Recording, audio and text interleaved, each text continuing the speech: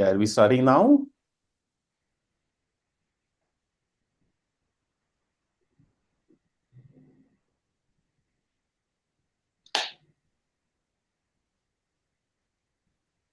Are we starting now?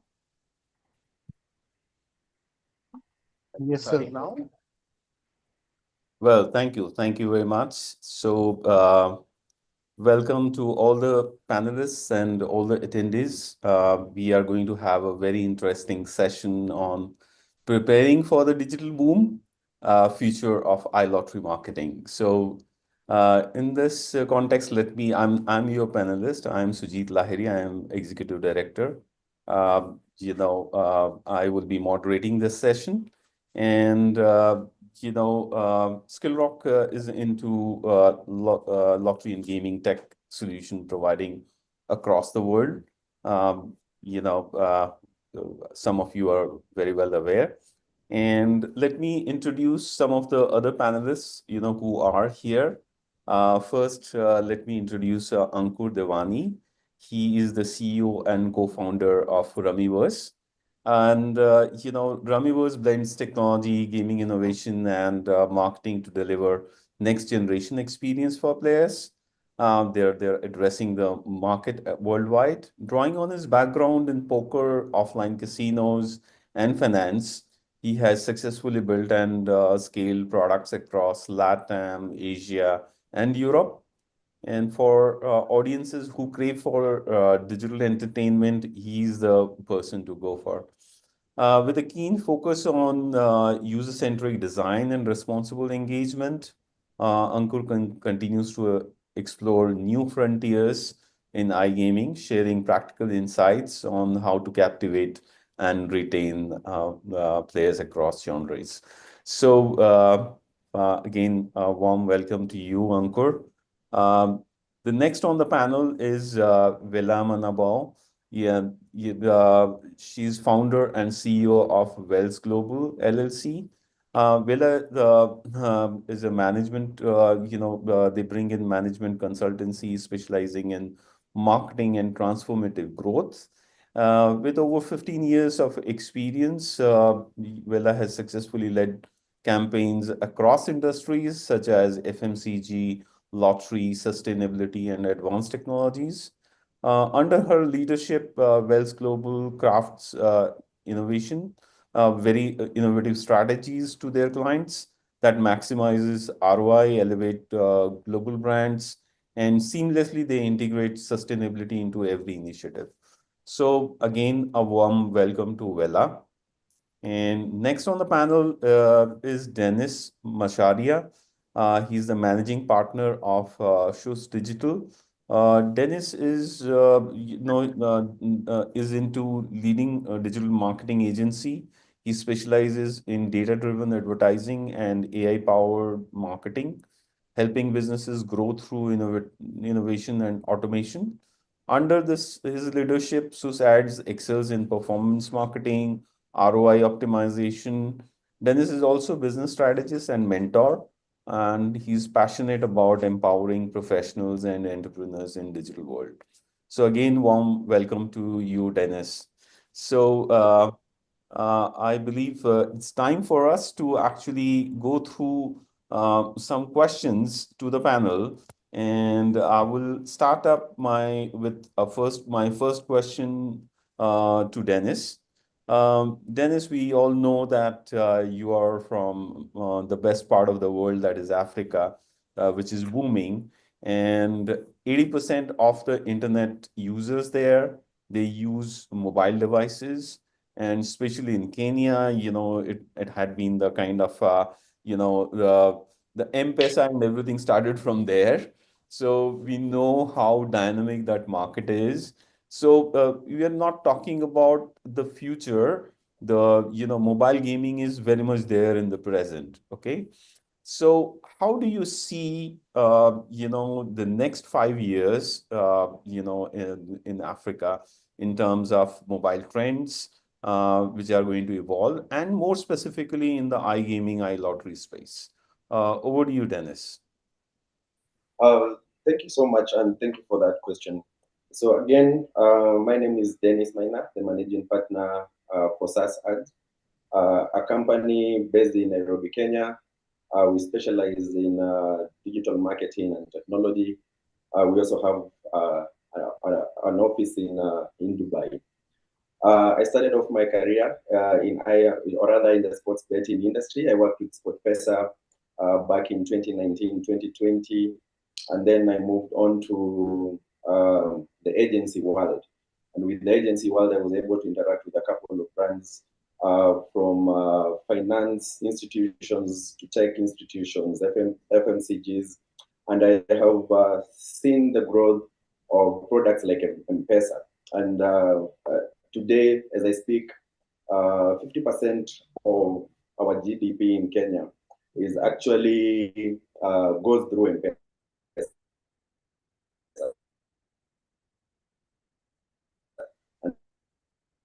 This tells you the power that we have seen a tremendous growth in how the audiences are adapting the usage of mobile phones and especially the internet.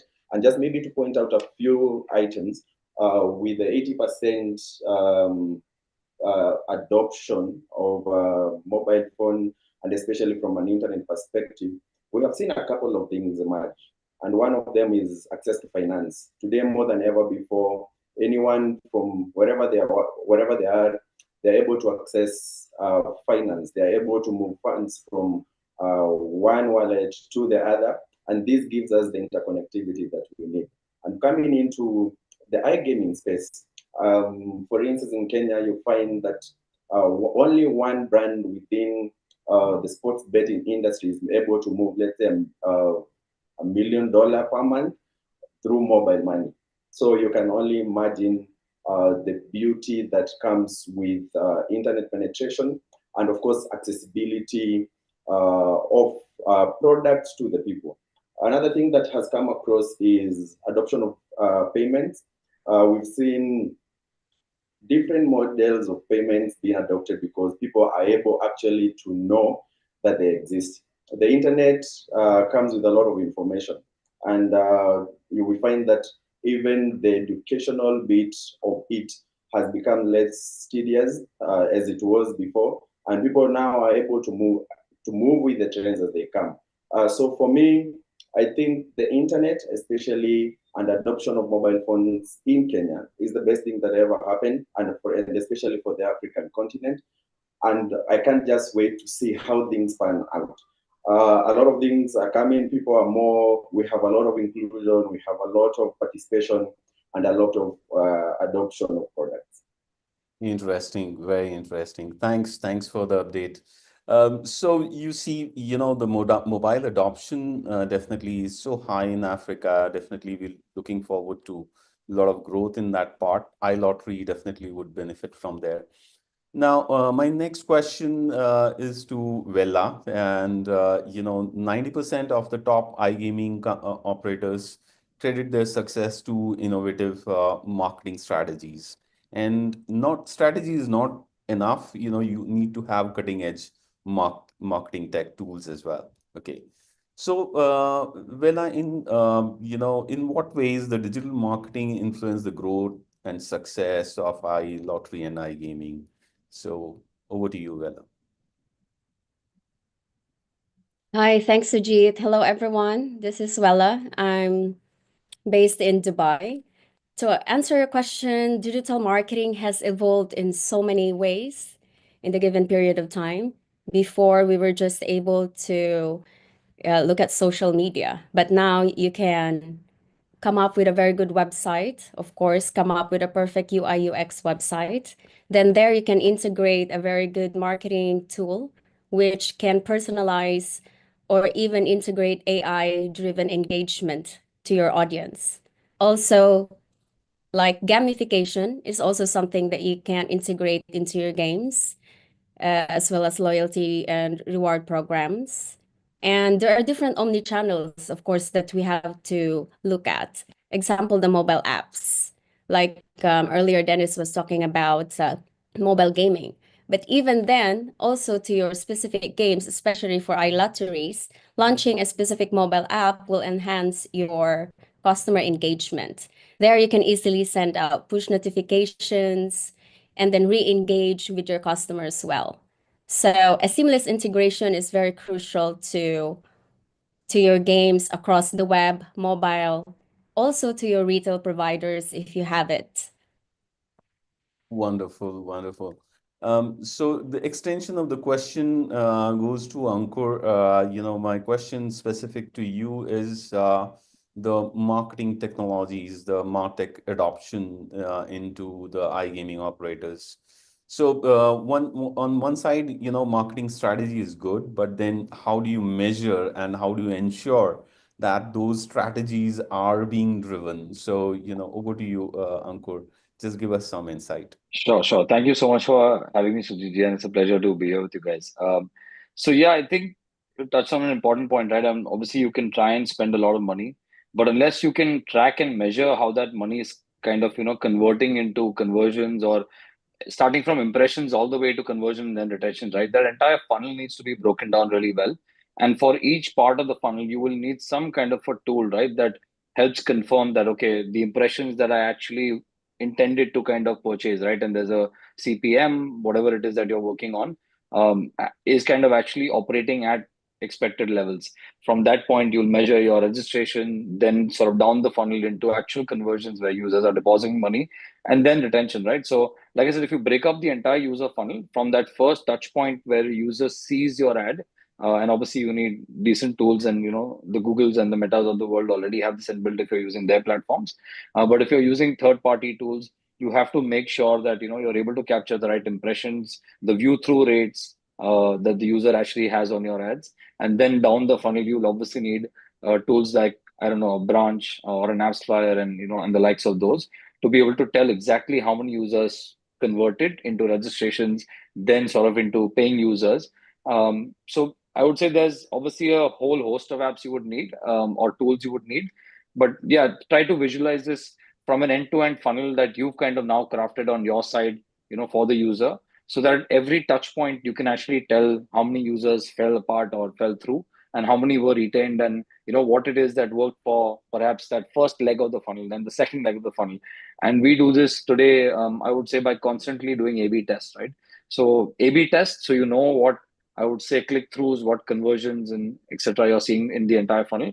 And B is just, break up your entire funnel really well and try to, like I said, have some sort of a data metric or a measurement tool that's telling you how many users engaged at each part of that funnel.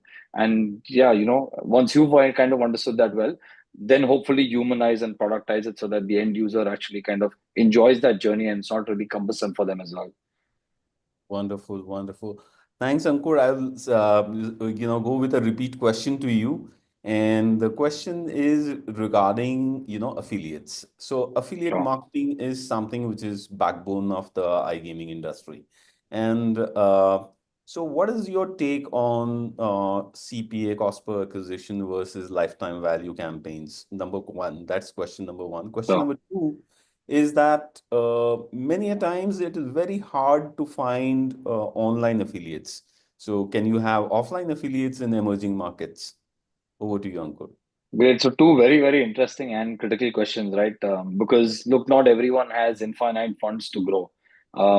And also it takes a while for you to know your own metrics in any operating business, right? So let's say, you're running game type A in geography B, and you're kind of experimenting what's working for you. So I don't think it's a straightforward, easy answer that, hey, go do this. I think you'll have to experiment to find out what's working for you, what your CPAs are. And look, as a business owner, what do you really want? You want to be acquiring the best users for the cheapest cost. If you do a CPA only campaign, it will take a while before you understand what your normalized CPA is, especially if it has a lot of external factors like external events, external seasonality factors, which will have a wave, right, of some sort. In for example, in India, it's very popularly known that CPAs go up by 20-30% when an IPL happens, right? Just because everyone's trying to buy media impressions, and it does, you start seeing CPM go up, right? And that has a down the funnel impact. So I think doing kind of one versus the other is a tough act to begin with. But ideally, in a three to 6 month period, you as a business, if you're spending consistently and have done I would say, a standard exercise of saying, I keep my budget standard and my product and messaging kind of is changing a bit. You would know in a very, I would say, 3 to 6 months is standard timeline where you would know what my stable CPA is. Now, next comes the next part, right? Which is what about actually going for LTV deals, right? And as a business owner, again, it's the sweetest deal I would get. If I can get volume and scale in an LTV only deal where I know that, look, I don't have to spend the capex upfront in trying to market and acquire users, and I found a good partner that's giving me a decent LTV, and I have to share a part of that LTV with that partner, it's a no-brainer. I would do that all day, till the end of eternity. But the challenge lies that two challenges that I've experienced in our, I would say, business. One, and I don't mean to offend, affiliate partners. Majority of the affiliate partners, I have seen that, there is some level of, I don't know how to call this out without being rude. Again, I don't mean to offend, right? That there's a lot of fraud that happens on that side. And it's down to people that are generally not experienced trying to run a very quick buck show. The guys who've been around in the industry know that I need to build value on both sides of the business. So, generally that's where you'll find, in fact, the affiliates that are actually good to work with will actually ask you a lot of tough questions. It won't be easy in the beginning because they are trying to find what works for them and what, you will try to find what works for you.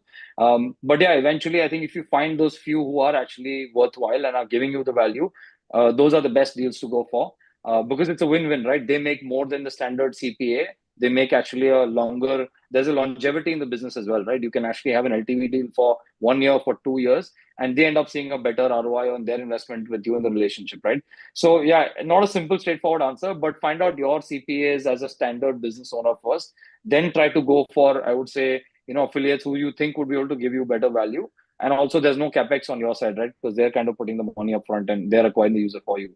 So, and once you found the two, try kind of, I would say, exponentially scaling up the one that works for you. As long as you can maintain a net margin that is, again, a win-win for you as a business, right? So that's how I would kind of look at it. Coming to the second part, the online versus offline, again, depends on, I would say, primarily whether you're an online business, offline business, where your users are, what their, I would say, habits are, where are they spending time. So obviously that's the first point of where I would begin. But in general, online affiliates, would kind of have their own limitations. The user is crowded with noise in general, right? With advertisers kind of just going after them across the board. And now programmatic ads are so good that I can make sure to kind of show you 100 ads if I have to over the next 50 days or next 30 days, right? So I think it becomes a little crowded at times and difficult to stand out as a brand. Hence, traditional TV, etc., whatever little merit it still has, in my opinion, digital is obviously kind of way sharper. So it becomes tough to kind of go after the user. The only way I think now, and we're trying to invest in this ourselves, and it's an experiment, is that in the offline space, you need to be able to tell a story both to your vendor partner or your B2B merchant partner, right? That, look, there is an opportunity of people coming to you every now and then, right? Could be a small shop that sells SIM cards, could be, for example, a Panwala shop in India, right? But there is still an affinity for us to spend time in those environments, consciously or subconsciously, right? We go there for work. And if you can, again, understand that this is my end consumer, they go to these places for XYZ reasons. And if I can build value in that chain for that partner where they are going, and I can have my QR code and some kind of on-ground branding, I think it's a massively untapped potential for digital brands today, which traditionally have not been explored yet, right? And for a country like India, and I'm sure to some extent Africa as well, and LATAM, 90% of transactions in terms of GDP transactions, right, still happen offline. So it's a massively untapped area in terms of potential, right? And it just requires you to dig deeper and figure out why it makes sense for you, the vendor partner, and the user to kind of marry that funnel. So yeah, a big proponent of going offline for, I would say, finding affiliates. But it requires you to put in more effort and time as a business. Perfect. Very insightful. Thanks. Now, So, if I may just add on please. top of the CPA and the LTV campaigns, what would also I would suggest what have worked so far is doing a hybrid model. So doing both. You can also offer a smaller upfront CPA, while at the same time offer revenue share towards your affiliates. In that sense, you can also get, quality leads from all the affiliates, not just they're just there for a very short while and then they don't come back. So there's no loyalty in that. But if you offer revenue share, then they will keep playing. You get to keep your customer base. Absolutely. A hybrid approach will work. And as Ankur said, you need to fine tune over a period of time. So yeah, it's not one versus the other, but it's it's a hybrid approach that thank you. Bingo. Yeah. So, yeah, my next question is to you, Vella, is that, if you Mm. look at the, iGaming industry ad spend, it's a staggering 12 billion US dollars. Okay, that was in 2024. So, a big part of it is spent on the social media, and that's one of the very powerful tool in the gambling industry. And it goes far beyond the paid advertisement or anything of that sort. So, how important is social media, in your opinion, in promoting and sustaining the interest in lotteries and gaming? Well, meta ads is very, very powerful if you get the whitelisted accounts. Otherwise, you will just go into a trap of getting all the restrictions, getting blocked, and then nothing happens with your ads. I mean, there are those countries, especially where it is not allowed to promote gambling online, unless, of course, you have the license in where you are actually originating or where your geo is.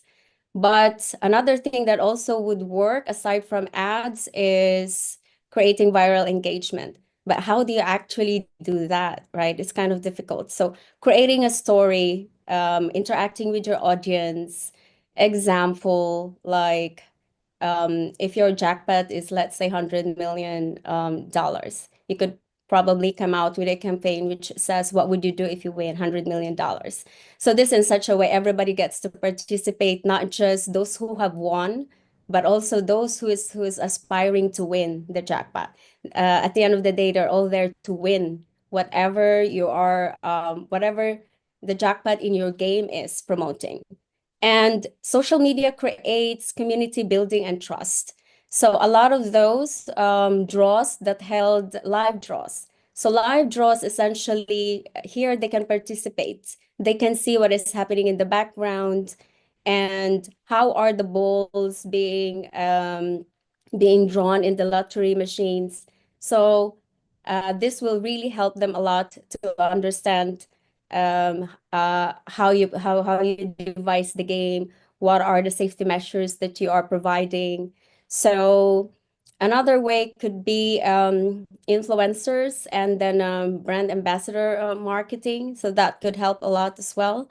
And then creating user-generated content is also something that you can explore on. One very Yeah. important point, Vela, you brought forward are the challenges which are imposed by the restriction, but from social Yeah. media platforms. So my question, extended question, is to Dennis. Dennis, you operating from Africa, have might have faced all such issues. How do you overcome those challenges, and what role would storytelling, like Vela talking about user generated contents, etc., can work in Africa in very specific. Dennis?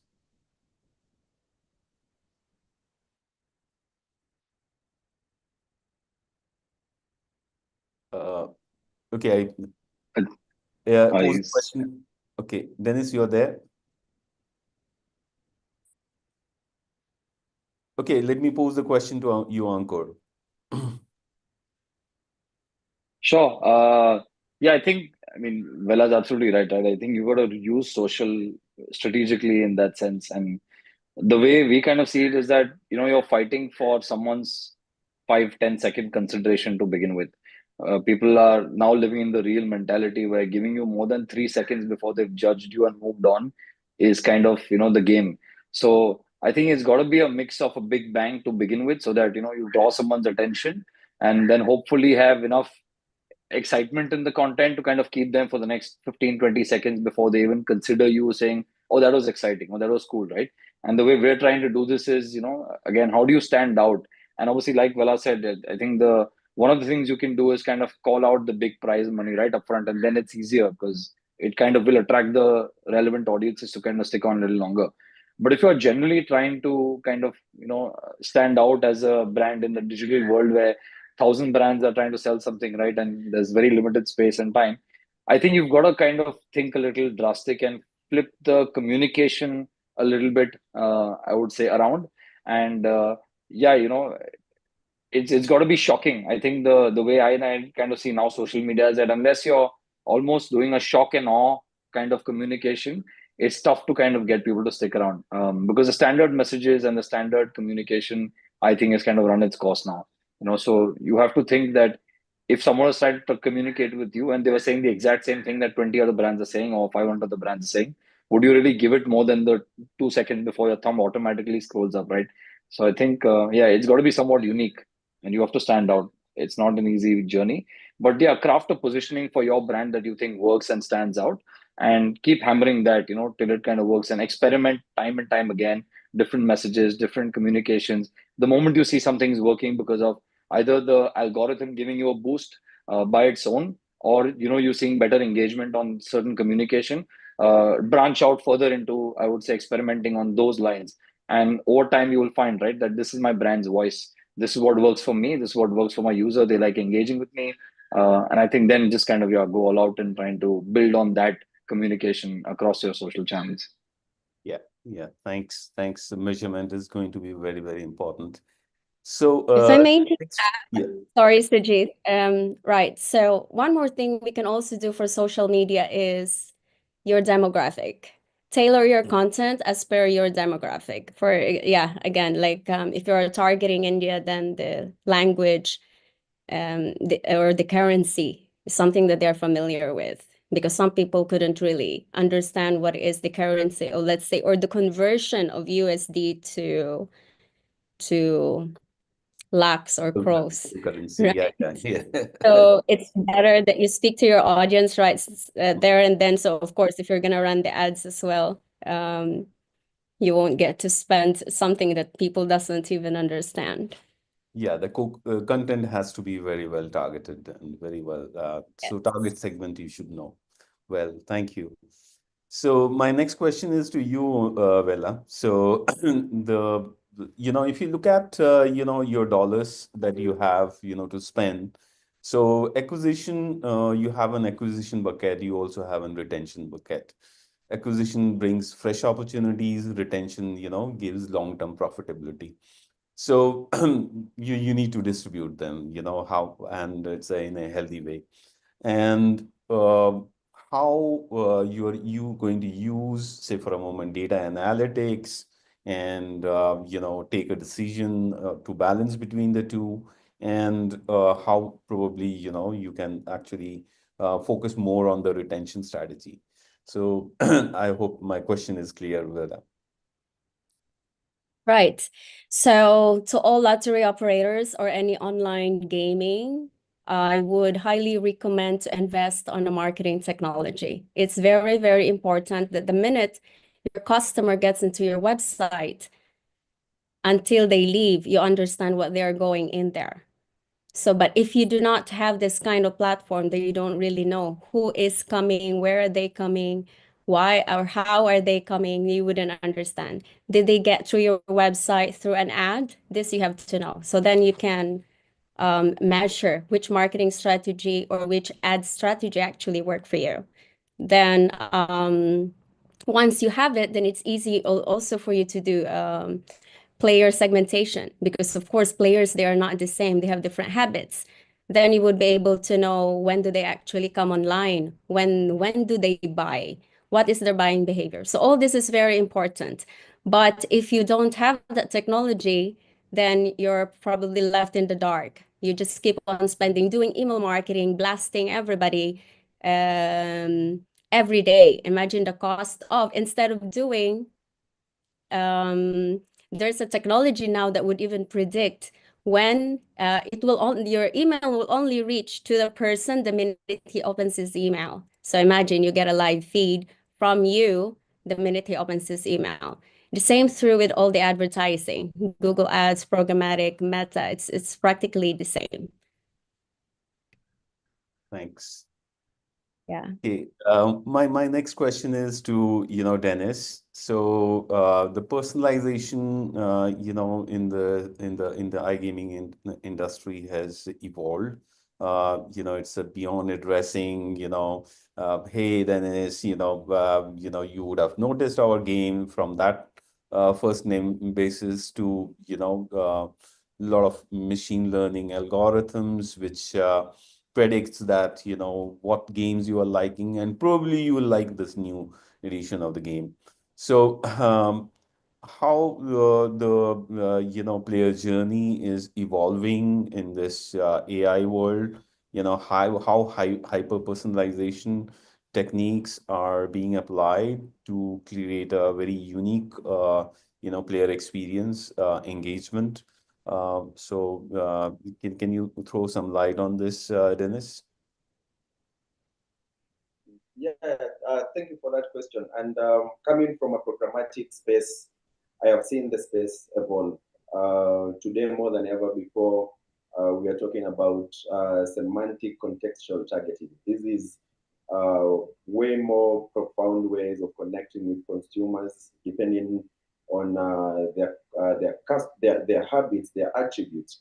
And what we've always done is that, and especially when pushing different products, we try first of all to understand who we are talking to, how they react to different products, what are their content discovery points, how do they even get there. So in terms of personalization and in terms of data utilization, we are bridging the gap between first party data and what third party platforms come with. And with that, you're able to build a hybrid of a model to develop content, to customize content, and to distribute content to the right people. Because for me, I believe we are past the age of spraying and praying that you just push your ad out there and you cast your net and you get someone to come and convert into a product. We are looking now at talking to the right people with the right content at the right time, and of course, selling a product that they believe in. So it's again not just having your typical banners. We are talking about even using people who they relate with, using characters that they relate with. And for instance, for us at SAS Ads, we have brought together AI that's able to generate content and content that's purely a hybrid of what brands give us and the data we have, and create hybrid type of customized, localized content that relate with the target audience that we target our ads to. That's from an ads perspective. But also, we've also seen that people don't like that intrusion so much. So there is also the element of using the user-generated content or familiar people that they believe in, and finding very subtle ways of localizing and personalizing content to them. And of course, there are so many interesting things, the dynamic type of ads, the interactive type of content that people relate more. The CTRs are way higher than they are when pushing content on conventional way. And I think this is the way to move in pushing lottery products and to make sure that you're connecting with the audiences better. Thanks a lot, Dennis. That was very insightful. My next question is to Vela. So, Vela, lottery, loyalty and bonus in lottery or gaming is kind of backbone. Without that, this industry wouldn't have reached here where it is. So, so it actually not only helps in acquisition, but also it helps in retention, overall satisfaction of the player. Player always expects something, right? So the statistics show that the operators who build loyalty and bonus programs, they are able to retain the players better, and also realize higher revenues.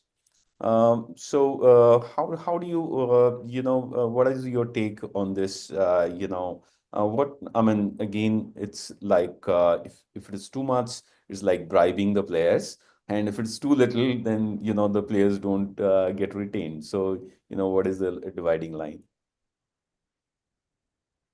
In today's world, loyalty and rewards is a must-have, but you have to come up with a perfect strategy. Which one is to acquire new customers and which one would work to retain the existing customers. You can't be offering the same thing for everybody. This is how you get to explore what would work for that there are so-called like frequent players, or in the casino world, they would call it high rollers, right? So offer them something different, which is more like on a VIP level. Then for casual players, like the low spenders, but they are there every time, then they get some sort of a different rewards. Cashbacks normally would work. Free plays would also work. One thing I've noticed with different brands that does not really believe in their own branding is that they tend to offer different products of different brands, which is totally off of their own game. So I wouldn't highly recommend doing something like that, because you capture this audience, but that doesn't mean they're loyal to you. They're only there because they wanted that particular, let's say, whatever, trip to wherever, or an iPhone. It doesn't really work long term for them. Because unless, of course, you're going to be giving iPhones all throughout, if that is really your game. But they are there to win whatever jackpot of your game is. So make it more interesting. And giving them the free play is something that actually works, rather than giving any other kind of incentives. Rewards works very well. Like every time they offer a sign-up bonus with their friends, their friends get some kind of points, and then they also kind of get some points. So point system actually works as well. Would depend on your game, really. Yeah, and maybe Yeah. also to add on the same, and this is we did a test in Zambia and Kenya, and talking about the free plays. So what we've always done is, and especially anything that maybe I'll give an example of a sport betting product, a product like a Vieta or a product like a spin.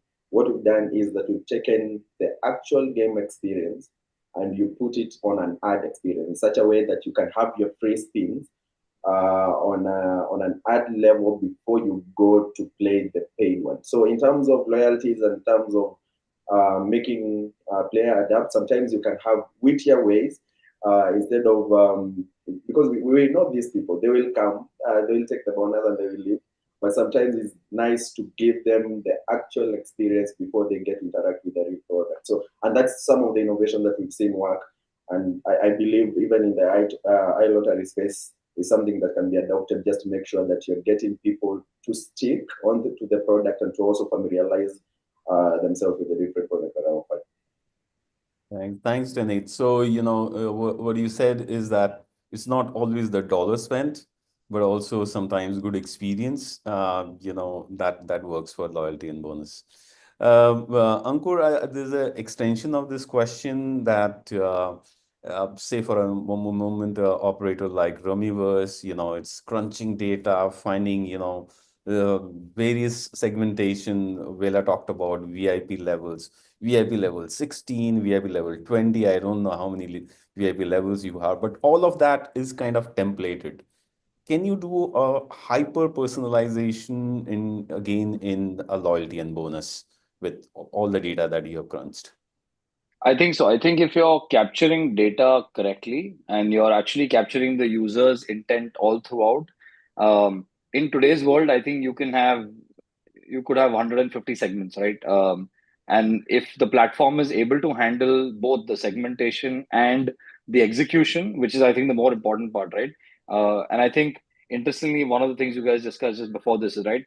I think now there are tools that can allow you to make sure that you reach out to the user on the platform of choice at the time of choice and with the creative of choice where they've got the best CTR, right? So if you're doing that level of personalization already, or if you're actually capturing the data and you know that, let's say, user A likes to be contacted via WhatsApp generally after 6 p.m.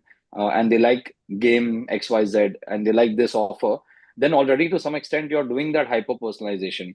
Now, when it comes to loyalty, right?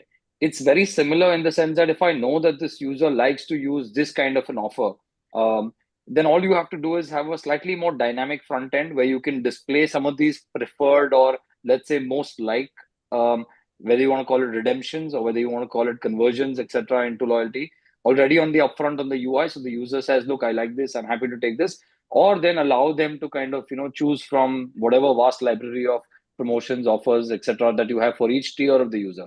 And in that, the personalization factor is just down to, whether you've captured those few preferences and whether you can display them upfront so that it's easy for the user, right? So it's a mix of using historical data along with product at the UI level so that the user doesn't feel that, hey, I need to still go and do 7 clicks before I find what's useful for me.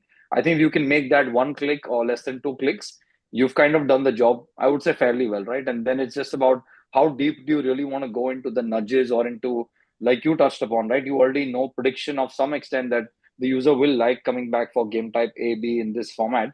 Then is, do you really want to add that into it as well? But I think, yeah, just simple data, historical data, along with some kind of UI level at the front end solves for what we call hyper personalization. But I think it's actually a little simpler than that, right? It doesn't have to be way deeper where you're kind of trying to get down into a, I don't know, another level of hyper personalization. So I think when the user is happy with a simple light touch model in that sense. Thanks, Ankur. So, going beyond this loyalty and bonus, another thing that the industry always talks about is omni-channel, and omni-channel, right? So, traditionally, a lottery and gaming operators had been operating in shops. They had different marketing budget, different way of marketing, and then they, boom, they went online. They definitely can distribute their dollar spend, in both, retail as well as on online channels. But then in the iGaming operators, when they started, they had to completely go digital, right?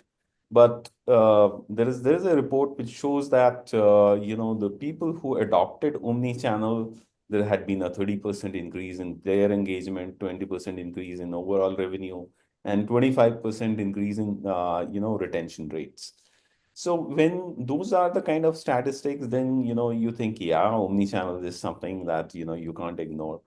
So my question to you, Vella, is what I mean, it's good to have omni-channel, but at the same time, how do you do it, and what are the challenges, and how can you turn around, and in terms of marketing, iLottery marketing, seeing this omni-channel, how probably it is going to work. More specifically, definitely I will come to Dennis also, for as an extension of the question. But in an emerging market like, Africa or Asia, South Asia or Latin America, this is more profound. Over to you, Vella. Right. So the complexity mainly is coming from the data synchronization. Let's say I'm an online operator and I would like retailers to, so users can buy in a retail shop or put up a kiosk. So it would depend what kind of technology do I have, or is this supermarket would even have that kind of technology? If not, then I have to purchase it and let them use it and then teach them how to use it. So this kind of things would differ, I guess, on which geo you are, how tech savvy the people are. And then also one more thing are the regulatories. Like in GCC, that would be very difficult to integrate kiosk in, I mean, offline. So for here, it's not a thing. Probably in Asia and Africa would be easier, but then the cost of spending in all this kiosks or iPads or whatever would be. So I think those are some of the challenges. But otherwise, if implemented well, it is very useful to generate revenue. Thanks. Dennis, I mean, of course, I'm tempted to pose the extension of this question to you. I mean, in the African context, of course, you have both land-based on-street retailers and iGaming operators like 1xBet and so many others. All of them are, kind of doing well. I mean, but what could be a omni-channel convergent strategy? So we have a very interesting audience, and with this audience comes a lot of challenges, and of course, again, a lot of opportunities in how we connect with them. I've seen brands use different channels to connect with their target audiences. For instance, kiosk might not be big, or rather, the retail space might not be big as it would be maybe on SMS because of the internet penetration in the rural areas. So, when coming up with a strategy to connect with the target market, I always recommend that we look at the various channels that will give us the most impact and the most revenue. In this market, of course, and especially for the African market, I've seen a huge growth on the open internet. So that means that you can easily tap into channels that unify all your impact into one. So initially, you will find that maybe everything exists in silo, but today we are looking into a platform that is able to distribute your communication and also monitor the impact that you're getting. So here we're talking about the use of USSD, SMS, WhatsApp is becoming or rather the messaging platforms are big now. So it's again just understanding the markets, the terrain. The terrain varies from one market to the other, and that again informs how you penetrate the market and whatever you get, or rather get back from it. Wonderful, wonderful. And of course, no discussion these days can end talking about the buzzword, which is AI. Okay, so AI being used in the industry very extensively. It's kind of a revolutionizing gambling, and there are not only in terms of analytics but also engagement and several other areas that they are we are still inventing what all the AI can how AI can transform this industry altogether. So Vela, my question to you is that how can iLottery iGaming operators stay ahead and adapt to the new market, leveraging AI, big data, how do you think, these are being leveraged and these can be leveraged further?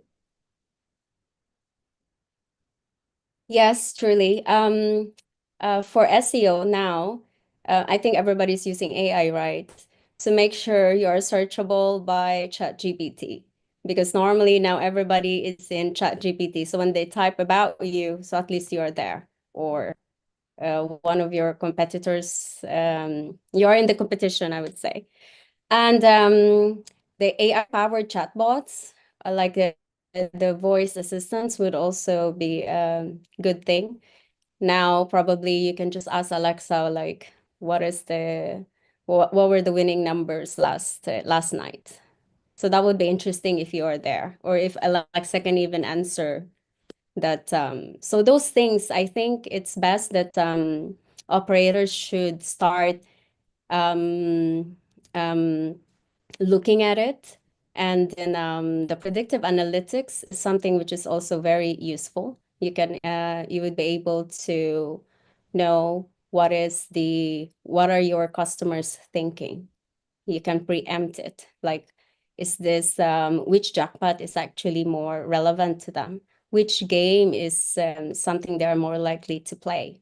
So you can play around with your strategy here, or probably devise a new game, or target a new market. So would differ.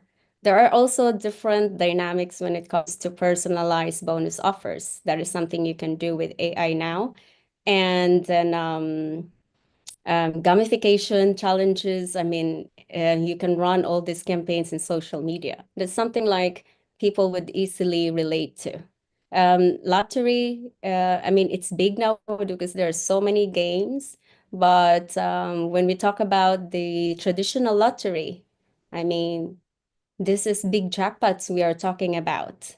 So what is it really? Why do they play? It's getting back into creating or crafting all this emotional content, something that like they have to build their dreams. They have to, let's say, for those that are expats working in different countries, their ultimate dream is just like going back home, starting up a business or educational programs for their family. So create, this AI right now can create videos, content that is something tailored to your audience. All you have to do is just know your demographic and work on what would work for them. So, of course, this takes time, experiments, and yeah, know how to the specific target market that you are into. Thanks, Vela. Yeah. Extension of this question I posed to Ankur, whatever happened, but looking through your crystal ball, what do you see in the next couple of years or next 5 years, how AI or ML is going to be, kind of leveraged specifically for iLottery marketing? Sure. So obviously it's a very broad area and it's improving so quickly and so fast that it's tough to kind of be able to see it all today because obviously you hear and I this topic is actually something that I'm very, very closely following, interested in, etc. And I've recently put up something on LinkedIn as well as a I would say, programming background or non-technical background in that sense. I was able to whip up an app just out of my own thinking, as long as you have a framework and structure in mind, right, in terms of database schema, etc. It's easy now to kind of do stuff that you would have never imagined before. So I think being able to put AI somewhere in a understanding of, hey, it can do this is extremely tough because I think it can do anything that you can think of now has become possible via, in a way, a machine, right, that understands knowledge and consumes knowledge much faster than we do. And like, people are saying that it's like having a superhuman or a superhuman intelligent human uh, kind of potential, obviously now at a much bigger scale, because the intelligence it can consume is way more than what one human can. So it's actually that many layers of ability, in sense, at your fingertips, right? And you can do that now by just using natural language. You don't have to know coding. You can just kind of, so now as the world progresses, AI should be able to get to a speed and pace where you can go from saying, hey, I'd like to do this, right? And as long as it can connect to all your databases, all your execution tools, your CRM tools, etc., it should be able to do so much more faster, right? Like, for example, I see it today as a use case in 2, 3 very, I would say, immediate scenarios. We have everything from automation of campaign optimization, risk management, fraud detection, player insights and data insights for each player at a 1:1 level in terms of even what Vela said, right? Like bonusing, etc. I see all of these as just the scratching of the surface of what AI can do.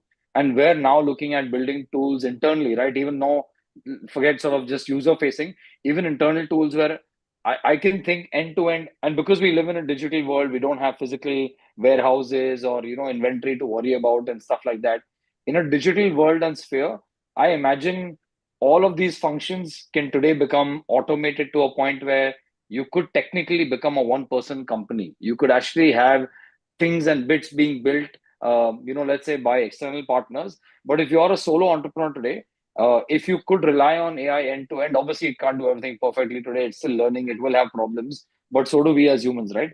But technically, AI should be able to give you the power where you could run all of these functions automated at scale. And I'm talking about, millions of users and handling all of those at scale, where you're kind of then just becoming I would say initially you are fine tuning how to kind of go about semi-automated to fully automated. And once you've got enough confidence built into your repeated mechanisms of, look, every time a user does this, give it these 5, 10, 15, 20 branch of possibilities, right? In terms of bonus, in terms of the next game.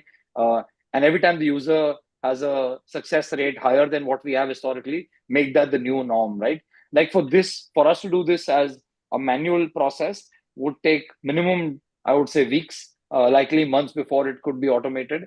AI should be able to do this in less than 3 days, right? At scale. So I'm saying that's the level of operational efficiency that AI should be able to operate at. As long as you understand it well, you understand your user well and the funnel well. And again, I think there's going to be a learning curve for every organization, right? And that learning curve is going to come in, how do I use AI today? Where is the practical implementation that I can actually live with versus the dream that, we're being sold with AI? And I think that practical to dream is, again, a matter of time. It's not an if. It will happen. AI will be much more, I would say, smarter and able than what we are as humans today. But I think you have to give it that time and understanding that how do I adopt, and that how do I adopt. There's so much of, you will need champions internally in your own teams that are excited to do this, and give it that time before it can become the next norm for you to operate on, right? But as a spectrum, can it do a lot more than we do today? I think exponentially so. Yes, 100x more better, right? But you will need time. You will have to invest time, and you'll have to understand it better than what we kind of understand at the surface today before you say that I think AI is where it is. So yeah, very excited about where AI is headed and what it can do. Whether it's lottery or anything, but Yeah. you invest time and invest the ability to understand, what the limitations are. Certainly, Ankur. So again, posing the same question and to you, Dennis. Of course, AI is also going to be disruptive. Those people who don't adopt it, AI definitely. So, what kind of disruption do you see, especially in the iGaming marketing context? I mean, definitely, the early adopters have already started disrupting, but then, what do you see in the next couple of years? So we sell a fun product, and AI is here to even make it fun for us. And for me, from where I sit, I see more possibilities in utilization of predictive AI as well as generative AI. And with generative AI, of course, we're now talking about enhanced marketing campaigns, using the data that we have and coupling that with the AI capabilities that we are having to churn out very specific comms to different audiences. So I'm just, or rather, I'm gearing up to a game-changing environment where content will be different, and also from even a decision-making perspective. Now brands will be able to work with the audiences that they have to even shorten the customer consideration path. I've seen products that now have product assists. So I'm just even looking at the iLottery space. Initially, we had the quick plays. Now you have your AI to help you maybe make a decision. So it's a very interesting space that you're getting into. And whoever is able to tap into this particular space as early as now, the early adapters are already re-engineering the processes and just changing how everything is playing. But it's a very interesting space, and I believe the technology is here to help us connect with our customers on a more profound way. And I think AI is the way to go, and especially from even product development, research, and how we position everything. I have seen different UIs for different users, and this is purely from how we study our consumers and what we front to them, even from a UI perspective. So it's a different ballgame altogether. Thanks. So with that, definitely we have exhausted our time, thanks to all the panel members. But we have some question and comments, which we will take up now. And, the first, of course, George is actually, complimenting Vela that, talking about the engagement part, and viral content. But he's also pointing out that CSR is a very, very important component. And how do you bring that, forefront in the lottery? So, Vela, would you like to answer that? Absolutely. Yes. we forgot that all the lotteries actually started. Or does anybody even know what is what is the history of lottery, how it all started? So I'll tell you. It originated in China. So the governments there were forming a lottery to fund the Great Wall. So it's because of a CSR. So they devised a game so they can pull off funding to help or build something. So of course, CSR is the most important. The one we had before was more on like sustainability. And there's so many more that you can actually think of, like helping children, education, um, um, uh, children or whatever. There's so many things that you can talk about when it comes to CSR. Yeah, so it is 100% should be integrated in any of the lotteries. Thanks. Yes. Okay, one more question, or rather comment comes from Matt, and Matt talks about, that we shouldn't forget that iLottery is just a kind of a channel, right? So, equally important are the contents, equally important are the games. They have to be compelling. They have to be, if you're spending some dollars only on the marketing and not creating a good content, it doesn't help. So, Ankur, how do you like to address that? Maybe you throw some light on it. Sure. So, I mean, it'd be good to get a little more, I guess, context in the way, obviously, he's kind of reaching out to whatever it is that, he's got in mind.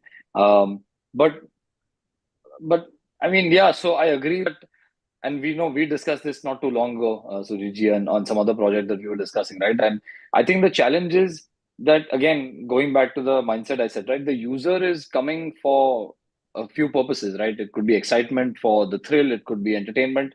And if you're going to have games or let's say engagement options that are limiting, by limiting, which I mean is that, look, why am I really coming? I want to win. I want to win big. I want to win something. I'm excited by what the future holds, etc. in that sense. And there's an anticipation. If the anticipation window and the outcome window is too long, so let's take a market, or a game where you're probably engaging or wagering on something where the outcome happens after 6 hours. Whilst I may come back after 6 hours, and right, that's traditionally lottery in that sense, it happens every few hours. It's obviously one element, and the user will come back. But if you can have other games which excite me, entertain me, can keep me around in shorter durations, where the peaks and troughs of sorts, I would say, of the excitement in the user are kind of handled in that every few minute sort of kind of I would say outcome based games and outcomes of winnings are kind of a lot more quicker.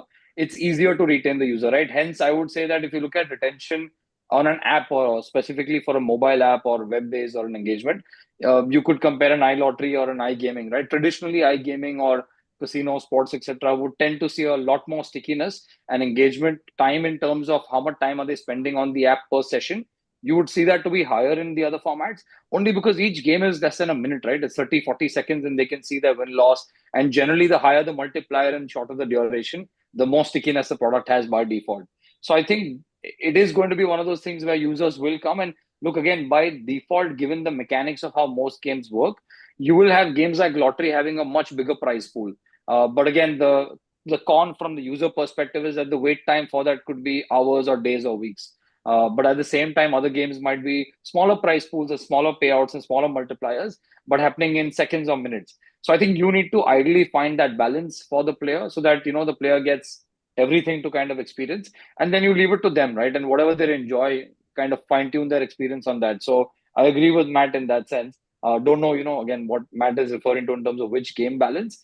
If it's purely lottery, a lot more you can do there as well. If it's lottery and iGaming, much easier to, I would say, create that blend of mix of games for the user. Yeah, a lot of side bets and a lot of progressives and a lot of other things. Great, thanks. And one more question we can take up is from Abu Jafar, and he's very passionate about starting and gambling, something in the lottery and gambling industry. So he is asking, how to go about, go about it, how to plan it. So, Dennis, could you, throw some light on, if there is a new entrepreneur trying to start something in iGaming business, how one should go about?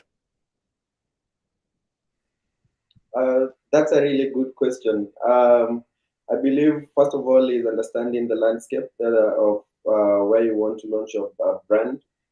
We have experts that are in the different markets. We need to understand the different regulations and what sells in the different markets. The African, and just talking from an African perspective, the African punter know what they want. They want to be seen. They want to be heard, and they want to be understood. So when coming up with a product, I think those are some of the considerations that you should put into mind, and of course, understanding the geopolitical alignments in the different markets. So, and again, coming up with the product that people resonate with. So, if you come up with I had a very interesting creative director who used to tell me, if you come up with a crap product, then people will treat you like crap. So you need to develop a very interesting product, have variety, and of course, speak to their need. Perfect, perfect. Thanks. With this, I would say that our time actually has we ended. So for this session, and I'm really thankful all the panelists. Thank you, Vela. Thank you, Ankur, and thank you, Dennis. And also, I thank all the attendees, for very actively participating and hearing us all through this session. We would look forward to having more such sessions.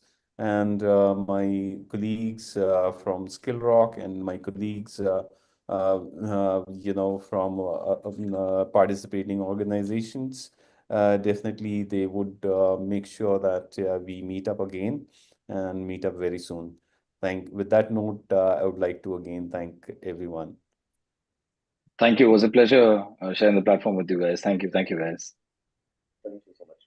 Thanks, everyone.